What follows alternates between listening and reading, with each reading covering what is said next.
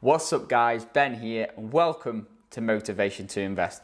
Ray Dalio is a billionaire and was the founder of Bridgewater Associates, the world's largest hedge fund. I recently read his book called Principles and I found it fascinating.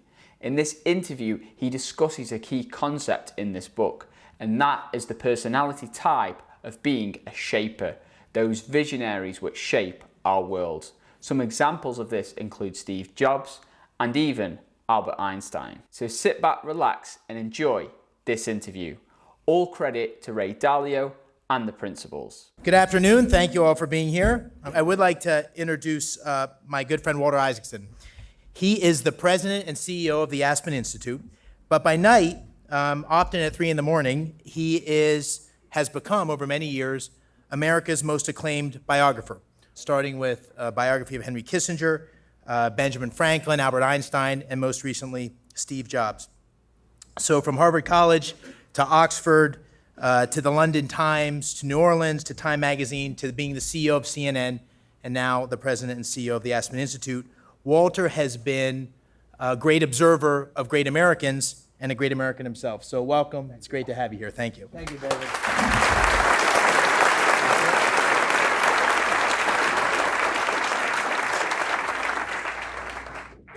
So to give you a context of this, I'm just really having a conversation with Walter. That's why we're here.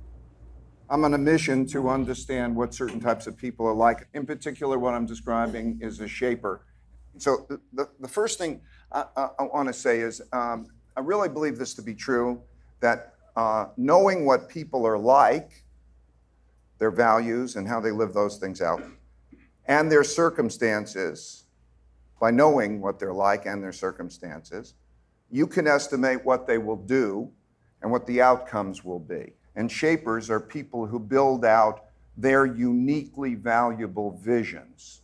And I believe that their goal, their passion, is to understand, imagine, and shape reality. So let's just jump into it. I'm saying when I look at these people and other people who are shapers, I think that they're thinkers rather than learners. Steve always called it think different. That was his famous ad campaign.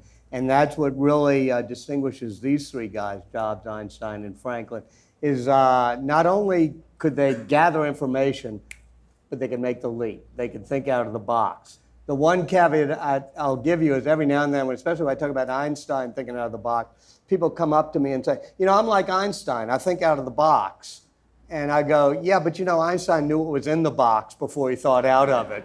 So it helps to combine the two. But all three independent thinkers. Yeah. It seems like I read, when I read your Einstein biography, I read in all of those cases, it seemed to me that need existed at a very early age. At a very early age. Einstein, his dad gives him a compass at age 7. And he becomes totally fixated on the fact that nothing is touching that needle. Why does it move and point north? Now, you and I remember getting a compass when we were 7 or 8, or at least I do, and it was cool. And then a minute or two later, you're like, oh, look, a dead squirrel, and you're on to something else. Einstein never let it out of his mind. What is a force field, and how does an electromagnetic and gravitational force field hit a physical object? I mean, on his deathbed, he's still doing it. And there are so many cases in your biography that you see this over and over, and it was, it was a rebellious nature, and we must make sense of things. If you want, we can do it now. Go ahead. I'll tell a tale on Einstein. Sure. So he's a third-class examiner in the patent office, trying to figure things out. And this compass needle with the electromagnetic field hitting it is still bothering the dude. And so he's looked at Maxwell's equations. They say that the light wave has to travel at a constant speed, no matter how you're traveling with it. And if you believe in conventional thinking, Newton says in the very first paragraph of the Principia, time marches along second by second, irrespective of how we observe it. So you got this patent clerk saying, how do we know that? And so what he's doing is he's got these patent applications for synchronizing clocks. And to do that, you have to, if you're a patent guy, looking at applications, you have to send a signal between the two clocks to synchronize them. And this guy on the stool, this third-class patent examiner in 1905, keeps thinking, well, if you're moving really fast towards one clock, the signal will strike you a different moment than if you're moving really fast to the other clock. And from that, he makes this imaginative leap, throwing out all the conventional wisdom that, oh, I get it.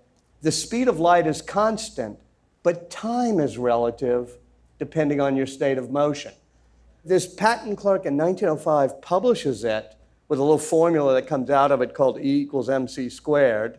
Now, this is such an out-of-the-box leap that it's not for another 5 years that all these people looking at Michelson and Morley's experiments say, oh, I get it, he was right.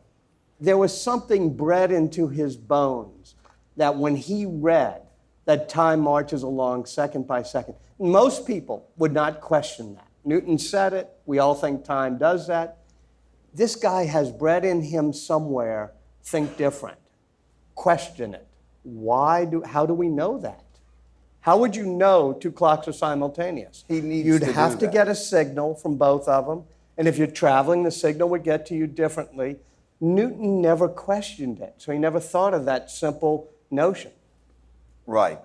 And this is where you see Franklin's, I don't believe in received wisdom, I'm going to think differently and be independent. Believe it or not, in 1740s, people believed that lightning strikes, when it hit a building and blew things up or whatever, were thunderbolts from God, that was just the total received wisdom. In fact, almost every church bell in the United States was consecrated by ministers and priests so that the lightning would not strike the steeples. Lightning kept striking the steeples. And there's a wonderful line in Benjamin Franklin's letter to Joseph Priestley, another sort of agnostic scientist in England, who says, maybe it's time we thought a little differently about this issue.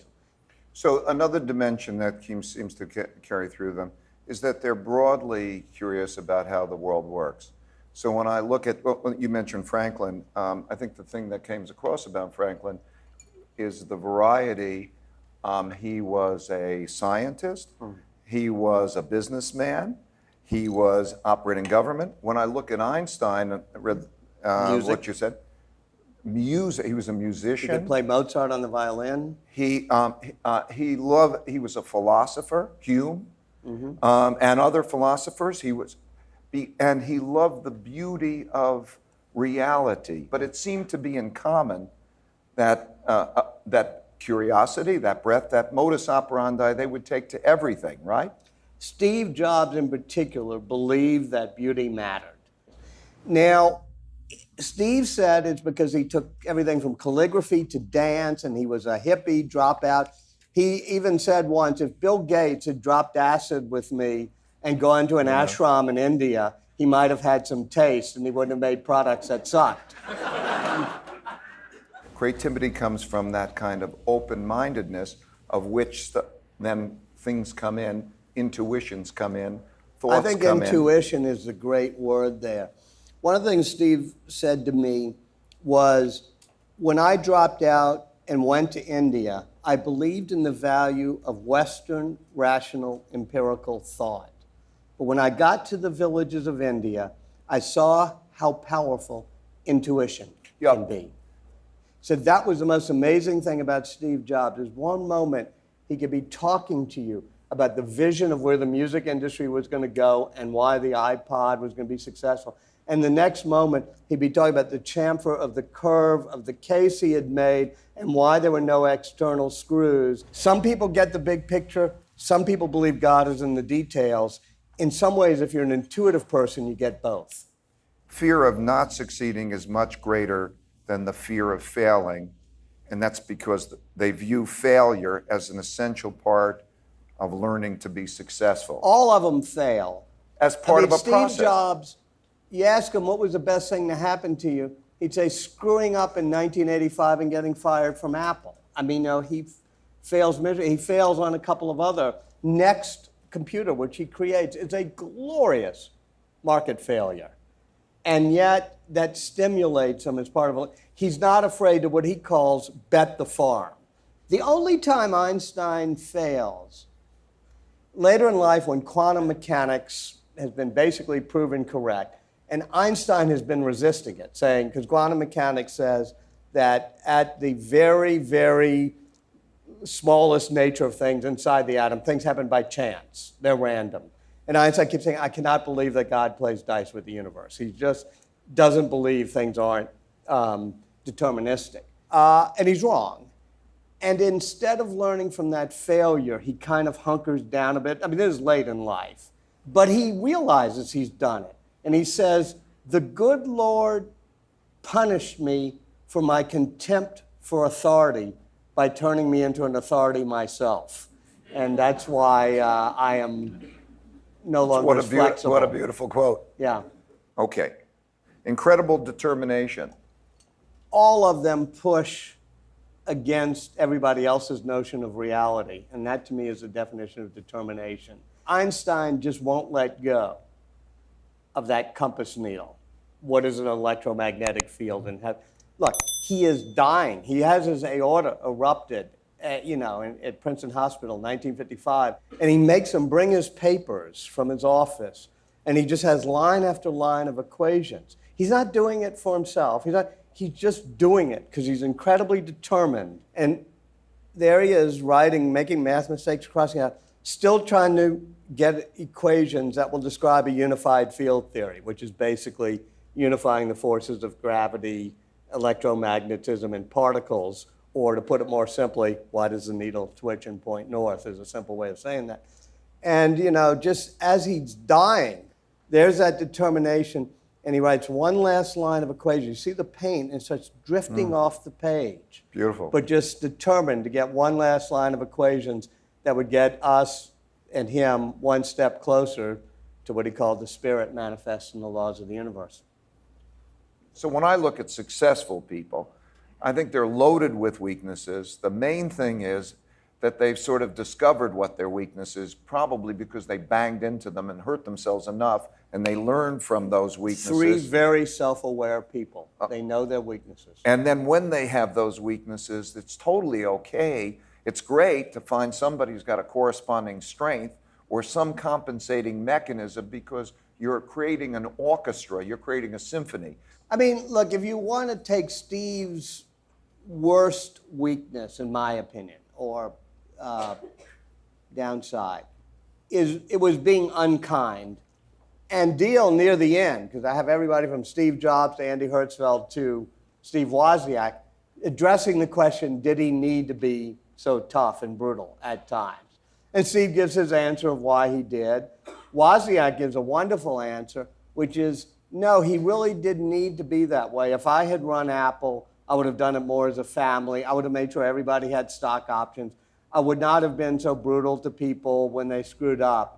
And then there was a long pause, and I remember Woz just looking at me. He said, yeah, but if I had run Apple, we never would have come up with the Macintosh because of that. So, I mean, he got it, that you had to be tough. Steve knew that was, he said, yeah, this is who I am. You may have a different way in your velvet glove clubs or whatever to talk in a sweet way. If something sucks, I tell people it sucks. If somebody's not performing, I say you're a B player, et cetera. So, I mean, there was a self-awareness there. Yeah. The interesting question as it pertains to that, there are 2 ways we could approach the question. We could ask Steve what was necessary to achieve what he did. Mm-hmm. Or then you could ask other people, did he need to do that? Right. But I would say that as we cut through those things, there are things like high standards and rigorousness, and I read his quotes on it. You spend time with him, and maybe he didn't need to. I don't know whether he did need to or not, but when he mentions A players and B players, and that notion, and then pain and bad design, yeah. In other words, you got to get through it. So one of the things that we're going to get to in a minute, which is different, is the question of the number of people involved in the process. There are some, they could do it alone or semi-alone. When we go to Jobs and we take Churchill, or we take Gates, or we take John Mack, or we take somebody else who is then in a position where they actually have to get people to do things, we come to a rare challenge that they have. In other words, some have the power of their idea, and then some others actually have to orchestrate and bring that thing about.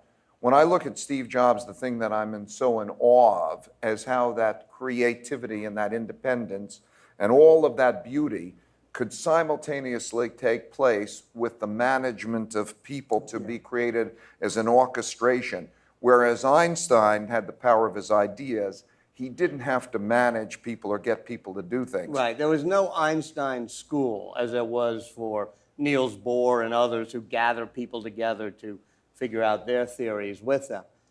Steve Jobs, last August, just over a year ago, I was out there, and that's when he submits his resignation to Apple. So I'm at his house, and he tells me he's just done this. I said, and afterwards I said something like, well, what was the most important product you think you did? And, you know, he sometimes had a little less patience with me, too. He said, you didn't hear what I just said. I said, what do you mean? He said, because it wasn't a particular product. It wasn't like the iPad or the iPhone. He said, making a great product is hard. I know, I've done it. But it's even harder to make a great company, to pull people together, to make it an organization that will always make great products. So my greatest success as a product was not the iPad or the iPhone. It was Apple, because I was able to orchestrate that. It's a very big, important question. It's really why we're having this conversation, why you're here today in the context of that. I would say, just in a nutshell, that it depends on whether you have shapers or not leading it. It comes down to the person. Because when I look at that power, and I think of Steve Jobs when he came out of the garage, and then it was IBM. Or I remember when I was starting and out of a 2-bedroom apartment, and there was J.P. Morgan. And I look at that, the IBM or the J.P. Morgan and so on had all the resources in the world. That didn't matter worth a damn. Right. That doesn't, in the long run, matter worth a damn. Because what happens is the ability of that person or those group of people to orchestrate it, to build a culture and great people, to bring that together is what wins out in the end. So I would say that if Apple will be, and I hope so, what it was, it will be very much dependent on what the people are like and how that culture then works out. Thank you very much. That was absolutely right. And thank you very much. I thought that was fun. I hope you guys enjoyed that interview and you found it both informative and intriguing. Let me know in the comments below your thoughts about shapers and how they shape our world. If you enjoyed this video, go ahead and give it a big thumbs up. That really helps out with the YouTube algorithm. And if you want more investing tips and exclusive stock market picks, which I personally am investing into, then you should definitely consider subscribing to this channel and turn that notification bell on. With that being said, I'll see you guys in the next video. Invest safe.